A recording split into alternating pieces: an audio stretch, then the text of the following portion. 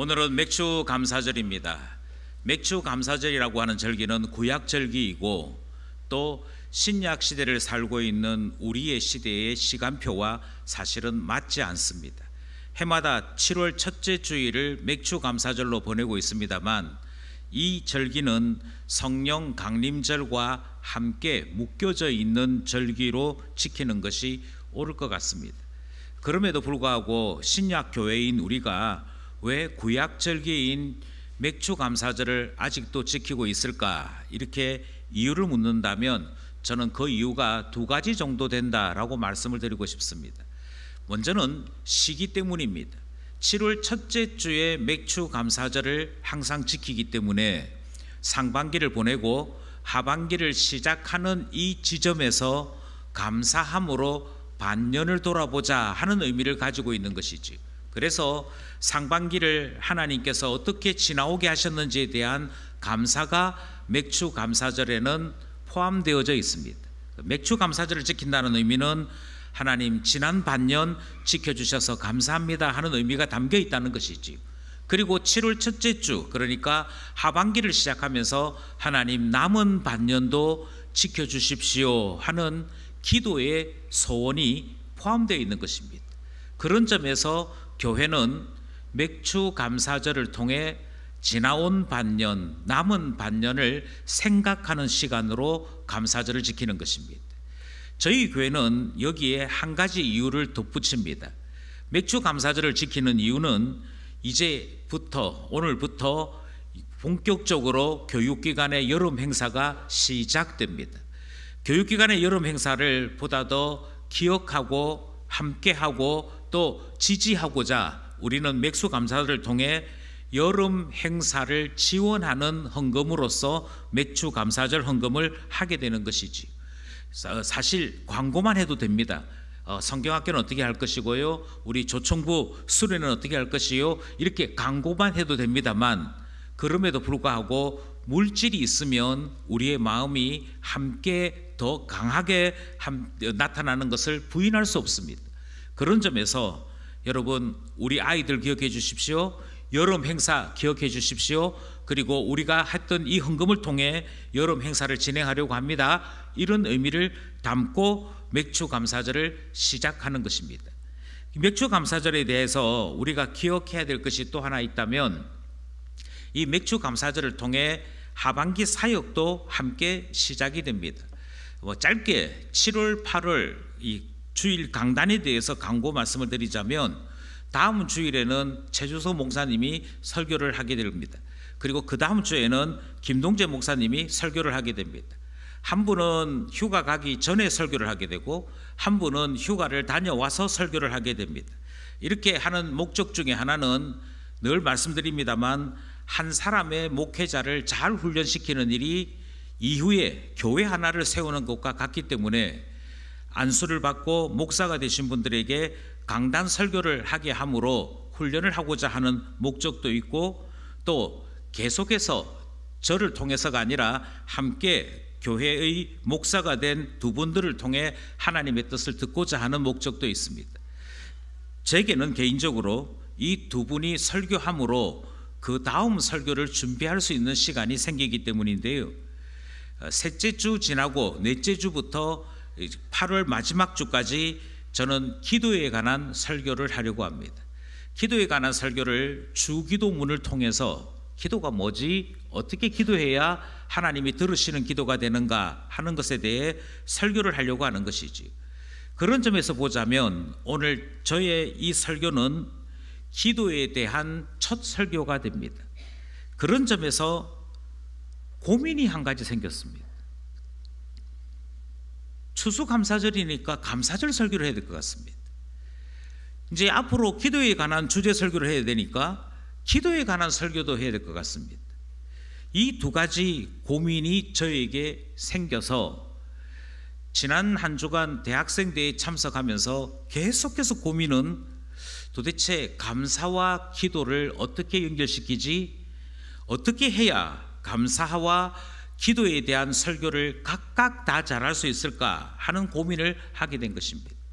그런데 참 감사하게도 고민하면 하나님은 항상 길을 열어주셨습니다.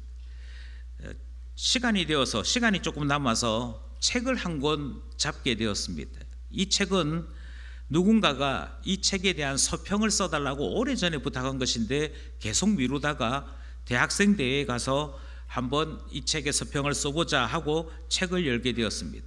이 책의 제목은 하이델베르그 신앙고백서 해설서입니다. 그런데 신앙고백서 해설서를 보다가 하이델베르그 116문을 보게 되었습니다. 하이델베르그 신앙고백서 116문은 이런 질문으로 시작됩니다. 그리스도인들에게 기도가 왜 꼭 필요합니까? 기도에 대한 내용이에요. 기도에 대한 내용인데 여러분 한번 답을 한번 생각해 보십시오. 그리스도인들에게 기도가 왜 꼭 필요합니까? 하이델베르그는 이 질문에 이렇게 답을 합니다. 한번 답을 같이 한번 우리 합독해 볼까요? 시작. 기도는 하나님께서 우리에게 요구하시는 감사의 어뜸 가는 부분이기 때문이며 하나님께서는 하나님의 은혜와 성령을 진실한 바람으로 쉬지 않고 구하고 그것에 대해 감사하는 사람에게만 주실 것이기 때문입니다. 기도를 왜 꼭 해야 됩니까? 그랬더니 기도는 감사의 최고 부분이다. 감사하는 행위의 최고가 기도다. 이렇게 설명하는 것입니다. 그러니까 신자가 기도해야 될 이유는 신자가 하나님 때문에 하나님의 은혜와 성령 때문에 누리게 된 그 감사를 표현할 수 있는 최고가 기도다. 이렇게 말하는 것이지. 심지어 감사한 일을 경험한 사람뿐만 아니라 감사하고자 하는 사람들에게도 기도는 최고의 표현이다. 이렇게 말하고 있습니다. 그러니까 기도는 곧 감사다 하는 말이 등장하는 것입니다. 이게 하이델베르그 신앙고백서 116문입니다. 그런데 하이델베르그 116문 다음에 117문이 등장하는데요. 이게 여기서는 또 뭐라고 질문하느냐면 하나님께서 기뻐하시고 들으시는 기도는 어떤 기도입니까? 그러니까 하나님께서 어떤 기도를 들으시느냐 하는 것에 대해 세 가지 답을 줍니다. 첫째 같이 할까요? 시작. 첫째, 말씀으로 자신을 나타내신 유일하고 참되신 하나님께만 그분께서 우리에게 구하라고 명하신 모든 것을 진심으로 구하는 기도입니다. 하나님께만 구하는 그 기도가 응답받는데요.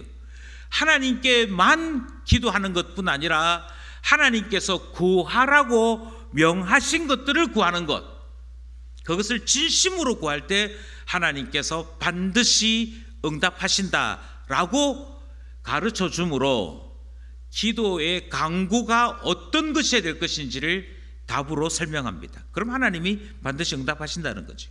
두 번째가 있습니다. 둘째, 시작. 둘째, 우리의 부족함과 비참함을 제대로 낱낱이 깨달아 하나님의 위엄 앞에 우리 자신을 철저히 낮추는 기도입니다. 어떤 기도가 응답받느냐? 철저히 낮춘 자의 기도. 이것은 2분기 내내 설교한 내용입니다. 2분기 내내 설교하면서 신앙이 뭐냐? 신앙은 자기 자신을 스스로 낮추는 것이다. 주님께서 어떤 사람을 제자로 삼으시느냐, 하나님께서 어떤 사람에게 구원의 은혜를 베푸시느냐, 부자라고 되는 것 아니고 힘 있다고 되는 것 아니고 남자라고 되는 것 아니고 하나님 앞에서 자기 자신을 철저히 낮추는데 어린아이같이 자기 자신을 낮추는 그 사람이 천국을 얻고 구원을 얻는다. 이 말씀 2분기 내내 들었던 말씀입니다. 그런데 기도에 관해서 뭐라고 말씀하시냐면 나 자신은 부족합니다. 나 자신은 비참한 지경에 있습니다. 하나님께서 나를 구해주지 아니하시면 아무 소망도 없는 자입니다를 고백하며 기도하는 자의 기도가 응답을 받는다라고 가르치는 것이지. 마지막 세 번째입니다. 마지막 세 번째, 시작. 셋째, 하나님께서 우리가 걸을 만한 가치도 없는데도 하나님의 말씀에서 약속하신 대로 우리 주 그리스도로 말미암아 우리 기도를 틀림없이 들어주시리라는 사실을 온전히 확신하는 기도입니다. 이 마지막 문항은 대단히 중요합니다. 이 마지막 문항은 기도가 응답될 때 우리 때문이 아니라고 하는 것입니다. 철저하게 모든 기도의 응답은 예수님 때문입니다. 내가 좀 잘 살았으면 하나님이 응답해 주실 텐데 그거 아니라는 겁니다. 내가 기도할 때 좀 금식까지 하면서 기도했으면 기도 응답이 분명히 왔을 텐데 그거 아니라는 것입니다. 마치 내가 무슨 공로를 하고 헌신을 하고 어떤 행위를 해야 하나님께서 응답해 주실 것이라고 하는 것은 기도를 잘 모르고 있거나 자기 자신을 자꾸 나타내고자 하는 우리의 타락한 본성 때문입니다. 기도가 응답되려면 뭐 해야 되는 거 아니? 주님, 저는 부정한 자입니다. 저는 부패한 자입니다. 저에게는 아무런 공로가 없습니다. 하지만 우리의 중보자이신 예수님을 기억해 주십시오. 이 간구를 예수의 이름으로 하는 것을 기억해 주십시오. 저 때문이 아니라 예수님 때문에 기도에 응답해 주십시오. 그래서 저는 예수님 이름으로 기도합니다. 이렇게 기도할 때 하나님께서는 반드시 응답해 주신다라고 말씀하고 있는 것이죠. 우리는 이와 같은 것들을 배우면서 깨닫는 것이 하나 있습니다. 왜 기도가 감사의 최고의 행위인지, 왜 기도하는 자가 감사하는 자인지를 깨닫게 됩니다. 하나님께서 내 기도를 들으셨다는 말은, 하나님께서 내 기도에 응답하셨다는 말은 하나님 없이는 살 수 없는 비참한 자인 것을 주님이 아시고 긍휼을 베푸셨다는 의미를 담고 있기 때문입니다.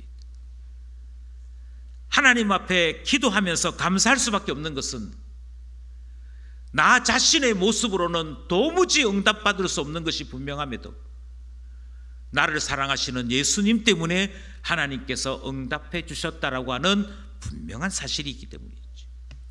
그래서 하이델베르그는 116문, 117문을 통해 기도가 뭐지? 기도는 감사야.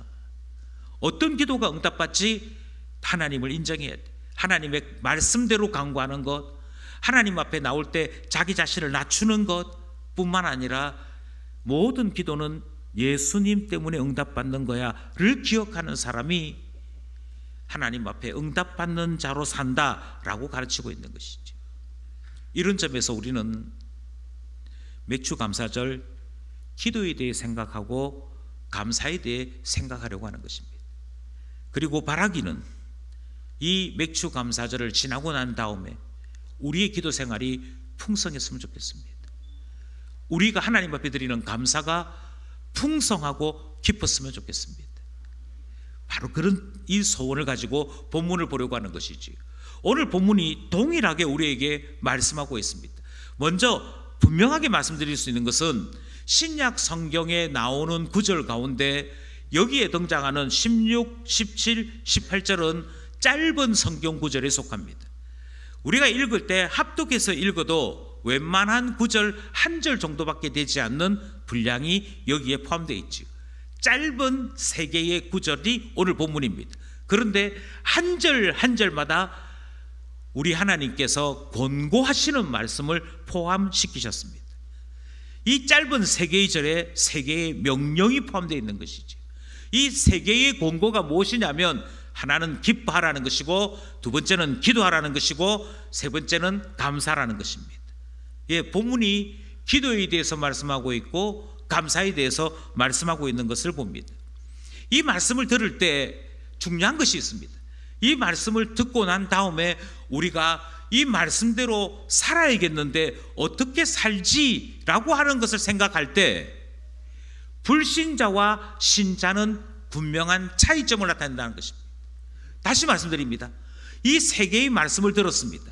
기뻐해, 감사해, 기도해, 이 말씀을 듣고 난 다음에 그것도 잠깐 기도해도 아니고 항상 언제나 계속해서 쉬지 말고 이런 말씀으로서 빈틈없이 이 3가지 명령을 지켜야 할 것을 권고받은 것입니다. 이렇게 권고받게 될 때 신앙이 부족하거나 신앙이 아직도 분명하지 못한 사람들은 해석을 이렇게 합니다. 주님, 어떻게 늘 기뻐할 수 있습니까? 살아가는 동안에 아플 때도 있고 실망할 때도 있고 좌절할 때도 있는데 그게 인생인데 어떻게 주님은 항상 기뻐하라고 말씀하십니까? 그게 가능합니까? 이거 불가능합니다.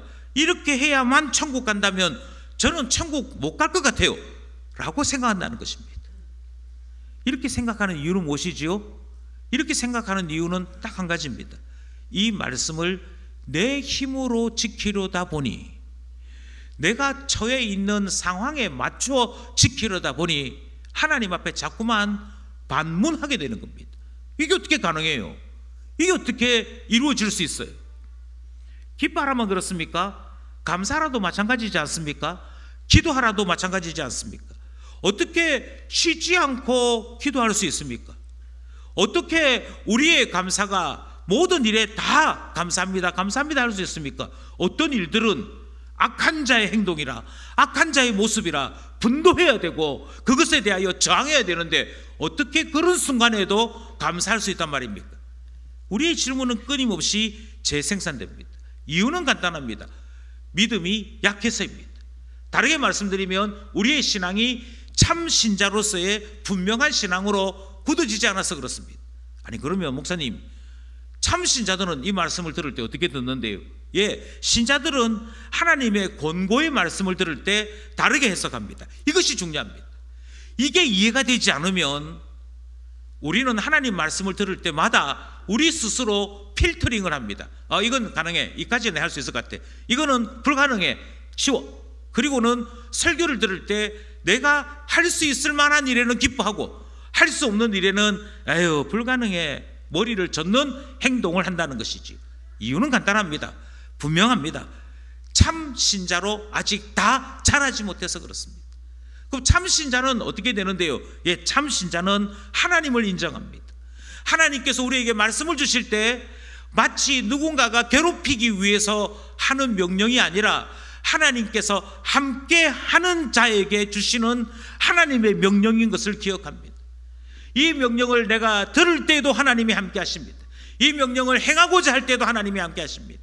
이 말씀대로 살고자 할 때에도 하나님이 함께 하심을 믿는 것, 그것이 신자입니다. 그러니 이 말씀을 들을 때 우리는 내가 실천하고 순종해야 될 말씀인 동시에 하나님이 역사하시는 말씀이라고 생각하는 것이지요. 여기에서 차이가 큰 것입니다. 기뻐하라 하실 때 하나님께서 우리가 할 수 없는 일에 하나님이 하나님의 기쁨을 나타내게 하시며 하나님이 우리의 기쁨이 되시는 것을 나타내시겠다는 말씀으로 듣습니다. 우리의 살아가는 동안에 우리가 할 수 있는 일은 실패와 좌절이요 눈물밖에 없는 인생이랄지라도 하나님을 만났더니, 하나님과 함께 있더니 하나님이 만들어내시는 나의 인생은 기쁨일 수 있음을 믿고 확신하게 되는 것입니다. 그래서 하나님 때문에 우리는 기뻐하는 자로 살 수 있음을 고백합니다. 이 말씀을 주실 때 그렇게 살라는 말씀인 동시에 내가 너로 그렇게 살게 해 주겠다는 말씀으로 듣습니다. 이게 신자의 태도입니다. 그러니 내가 행하는 것 아니지요, 내가 이루어내는 거 아니지요, 하나님과 함께입니다. 하나님과 함께 한다는 것입니다. 심지어 하나님이 하시는 일이 훨씬 더 많습니다. 나는 그저 보조만 맞췄을 뿐입니다. 하나님이 하시는 것이지. 감사하는 것도 마찬가지입니다. 우리의 눈에는 이 일이 암담하게만 보입니다. 내가 보기에는 더 이상 소망이 없어 보입니다.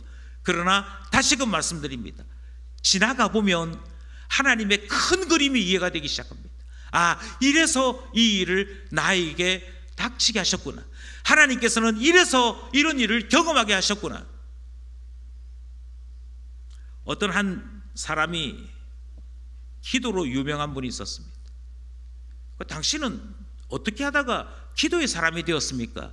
이렇게 얘기하는데 그 가족사 이야기를 시작하는 거예요. 저희 아버지가 공장에서 일하시다가 크게 다치셨습니다. 오늘 내일 하는 상황이 되었습니다. 그 병실에서 울고만 있는데 교회 집사님 한 분이 오시더니 왜 울고만 있느냐고, 이럴 때 너희가 기도해야지, 이럴 때 너희들이 기도해서 하나님 앞에 응답 받도록 해야지, 이 말씀을 하시더라는 거죠. 그래서 어린 나이인데도, 나이가 어렸는데도 이런 일을 통해서 기도해야 되는구나를 배웠다고 그럽니다. 기도했습니다. 기적에 기적이 더해져서 아버지가 살아나왔고 퇴원했고, 그리고 그 아버지 때문에 하나님 앞에 기도하는 법을 배우게 되었대요. 그러면서 뭐라고 말씀하시느냐, 아버지가 다친 일은 아무라고 힘든 일일 수 있으나 그것 때문에 하나님 만났고 그것 때문에 기도를 배우게 되었다라고 이야기하는 것을 들었습니다. 여러분, 다시 말씀드립니다.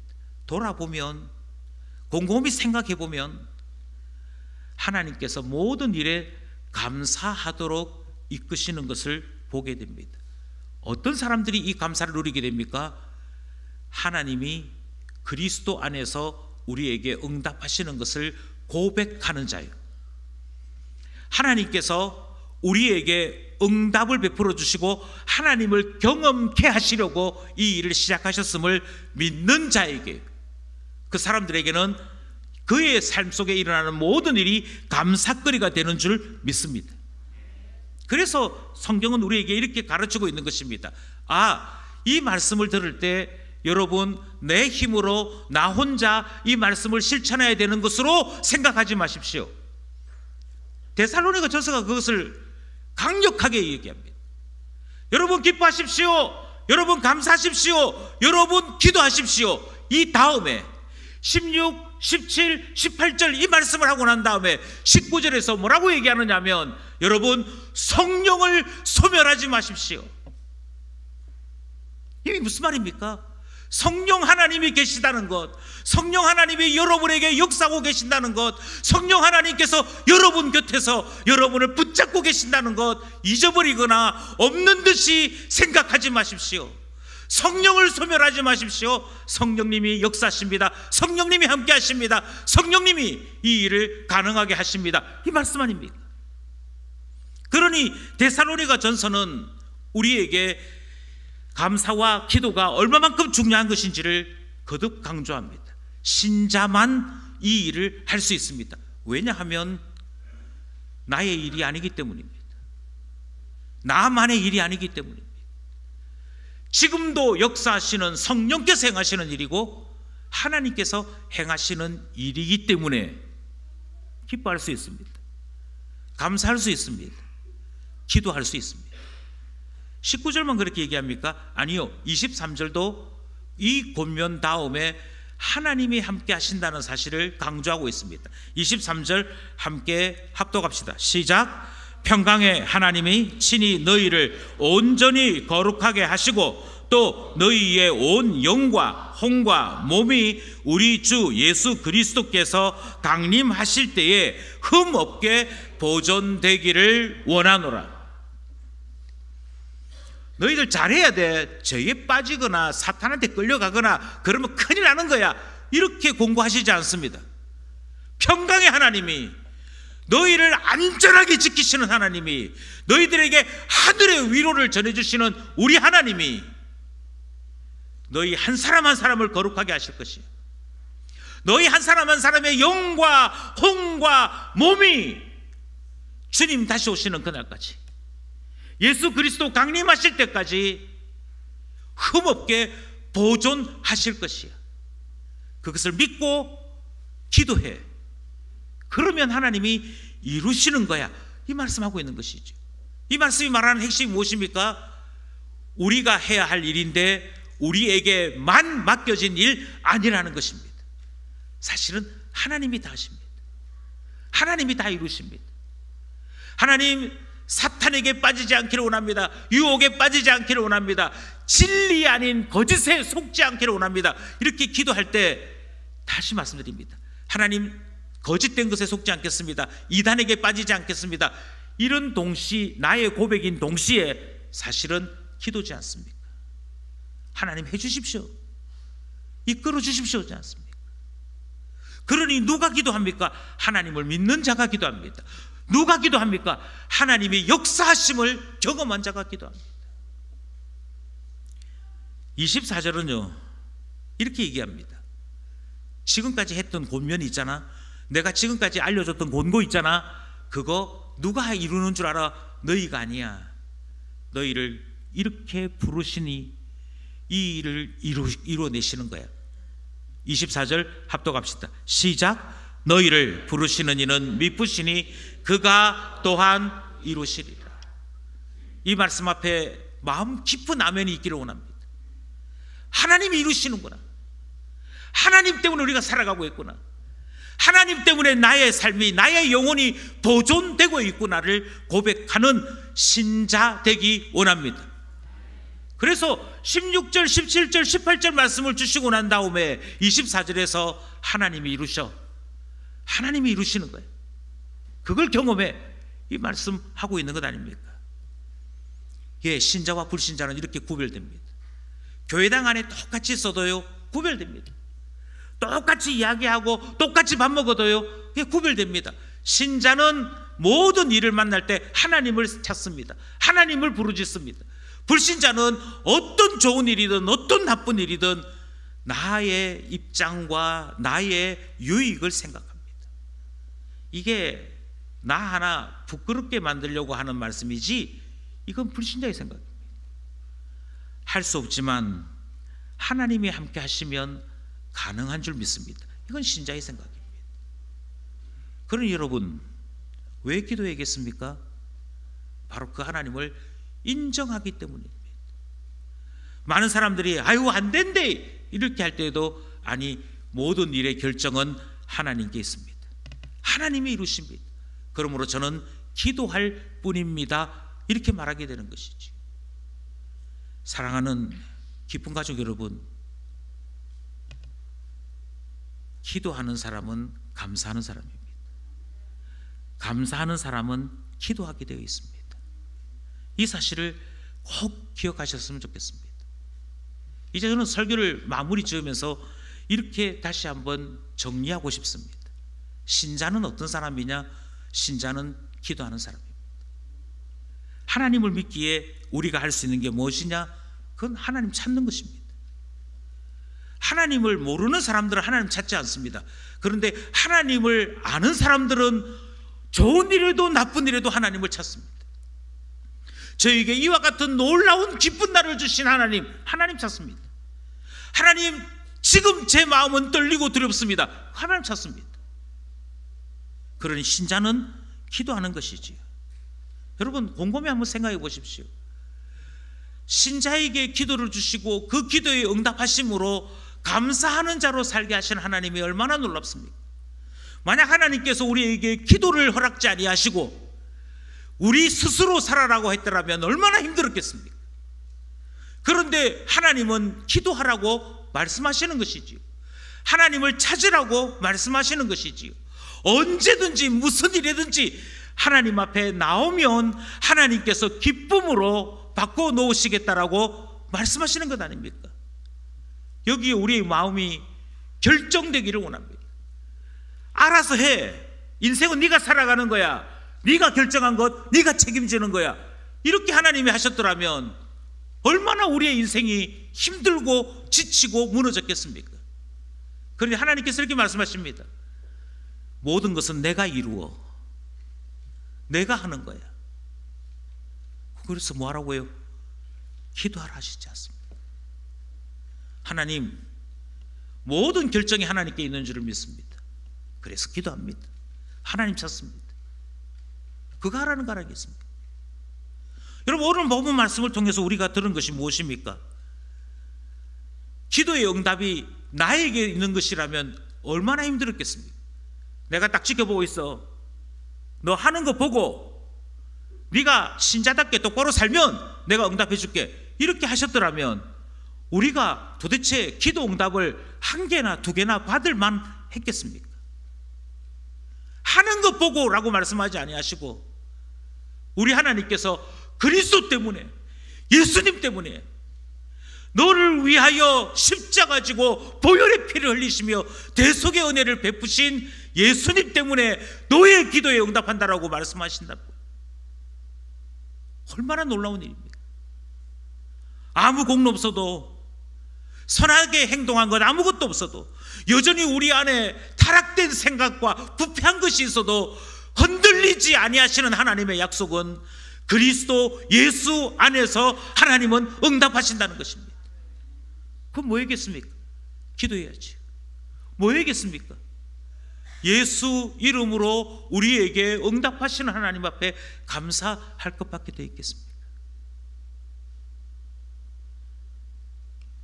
마지막으로 하나님께서 너 하기 나름이다 이렇게 하지 아니하시고 예수 그리스도 안에서 예수님의 이름을 주셨음을 기억하신다면 인생은 하나님께서 하시는 일이구나. 하나님이 모든 것을 결정하시는.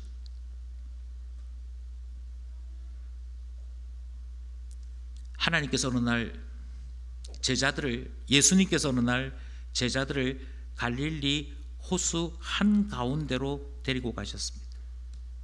그리고 예수님은 고물이라고 하는 곳에서 주무셨습니다. 배 뒤편에서 주무신 거예요. 예수님이 주무시자 예수님과 제자들이 있는 배가 큰 위기를 만납니다. 풍랑을 만나고 배가 뒤집어질 것 같습니다. 제자들의 입에서 스스로 이렇게 외웁니다. 주여, 우리가 죽게 된 것을 돌아보지 아니하시나이까. 그 배에 예수님 계시는데도, 예수님이 그 배에 함께 계시는데도 죽게 되었다고 소리칩니다. 그런데 예수님은 믿음 없는 제자들에게 믿음 있는 것이 무엇인지를 보여주셨습니다. 바다가 잠잠해집니다. 그러면서 깨닫게 되는 것이지요. 예수님께서 우리를 바다 가운데 놓으신 것은 하나님을 믿는 자들하고 하나님 앞에 기도할 때 응답이 있는 그것을 경험하라고 일부러 데리고 가신 거구나. 주님이 일부러 주무신 거구나. 다시 말씀드립니다. 어렵고 힘든 일 만날 때 하나님 일하시려고 하시는구나. 하나님이 이제부터 하나님이 하나님 되시는 것을 나타내려고 하시는구나. 믿으시기 바랍니다. 믿으신다면 기도하십시오. 기도하시면 감사하게 될 것입니다. 루터라고 하는 분이 있습니다. 종교개혁자 마르틴 루터. 이때 루터의 나라의 황제가 카를 5세라는 사람이었습니다. 독일 황제 카를 5세와 그 당시 국회의원들은 천주교 교인이었습니다. 종교개혁자 루터를 좋게 여기지 않았습니다. 그래서 이들이 어느 날 루터에게로 연락을 보냅니다. 보름스 국회의사당으로 와라. 와서 너가 어떤 신학적 입장을 가지고 있는지 황제 앞에서, 국회의원 앞에서 설명하라. 이런 통지서를 받습니다. 그러자 루터의 동료들이 모두 말립니다. 말린 이유는 한 가지입니다. 똑같은 통지서를 받아서 황제 앞에서 우리의 참신앙이 무엇인지를 설명하러 갔던 앞선 사람들이 설명은커녕 도착하자마자 체포되어 목이 잘리는 참수형을 이미 여러 사람이 경험했기 때문에. 그러니까 루터의 친구들이 루터에게 이거 거짓말이야, 이거 가짜야, 너가 보름스 국회회의로 가는 즉시 너는 교수형이나 참수형 당할 거야. 그러니 가지마 하고 모두가 말립니다. 루터의 절친이었던 게오르그스 팔라틴이라고 하는 사람이 쓴 기록에 따르면 이때 루터가 이런 결의에 찬 이야기를 선포합니다. 설령 보름스 지붕에 있는 기와장만큼 많은 마귀가 있다 할지라도 나는 거기로 가겠습니다. 그리고 가요. 도착했는데 그 도착하자마자 황제와 그리고 국회의원들이 너의 생각을 처리할 생각은 없느냐, 이 질문을 합니다. 그때 루터가 나에게 생각할 하루를 주십시오. 그리고 다음 날 다시 황제 앞에 섭니다. 그리고 1521년 4월 18일 루터는 이런 말을 합니다. 성경의 증거나 명백한 이성에 의해 제 오류가 증명되지 않는 한 저는 제가 인용한 성경 말씀에 제 양심이 속박되어 있기에 아무것도 처리할 수 없습니다. 양심에 반하는 어떤 것도 안전하지 않고 옳지 않습니다. 그리고는 기도합니다. 아주 유명한 기도지요. 주님, 제가 여기 섰나이다. 저는 지금 다른 길을 택할 수 없습니다. 오직 하나님, 당신만이 저를 도울 수 있습니다.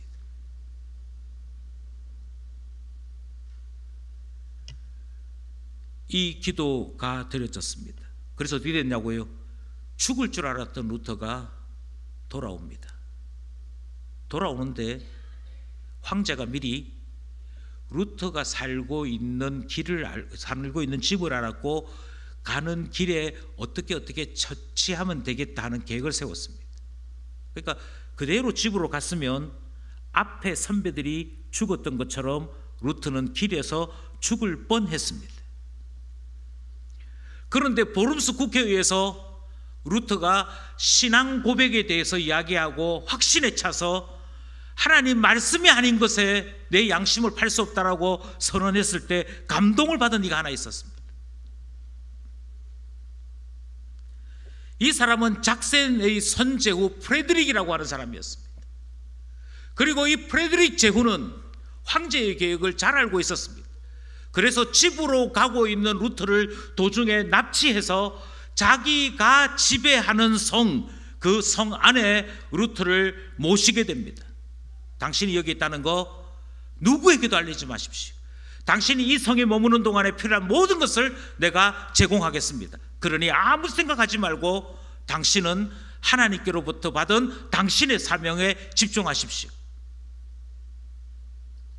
그곳에서 루터가 10개월을 머물면서 했던 일이 있습니다. 라틴어로 쓰여졌던 당시 성경을 독일어로 번역하는 일을 합니다. 그리고 최초의 독일어 성경이 거기에서 나오게 됩니다. 어떻게 황제와 싸우는 일이 가능할 수 있을까요? 어떻게 나라 전체와 싸우는 일이 가능할 수 있을까요? 루터가 탁월했기 때문이 아닙니다. 대단했기 때문이 아닙니다. 기도했기 때문입니다. 기도할 때 하나님은 사람을 붙여주십니다. 기도할 때 하나님은 하나님의 역사를 나타내십니다. 그래서 어떻게 됐냐고요? 그래서 온 독일 국민들에게 하나님 말씀을 자기 언어로, 자국어로 읽게 되는 일이 일어나게 되었고요. 하나님 말씀을 읽게 되었던 독일 국민들이 하나님의 뜻이 무엇인지를 알게 되면서 종교 개혁은 불가같이 일어나게 되는 계기가 되었습니다. 루터가 대단한 사람이어서가 아닙니다. 기도했기 때문입니다. 저는 다시금 강조하고 싶습니다. 신자이십니까? 하나님 살아계심을 믿으십니까? 기도하십시오. 하나님 앞에 기도한다는 말은 하나님이 이루시는 것을 믿는다는 것이고 하나님이 이루실 것을 확신한다는 것입니다. 그러므로 감사하는 자가 되는 것이지. 하나님 지금까지 나를 지켜주셨습니다. 하나님께서 지금까지 은혜를 베풀어 주셨습니다. 앞으로도 눈동자와 같이 저를 보호하실 것을 믿습니다. 이 믿음의 고백은 당연히 감사가 됩니다. 그러니 감사를 아는 신자는 기도합니다. 혹시 이 시간 이 자리에 하나님만 해결할 수 있는 일을 품고 계시는 분 계십니까? 하나님이 하십니다. 그러니 하나님께 나가십시오. 기도할 뿐이지 않겠습니까? 이 시간 바라기는 참 신자로서 기도하는 사람, 감사하는 사람 되기를 간절히 소원합니다.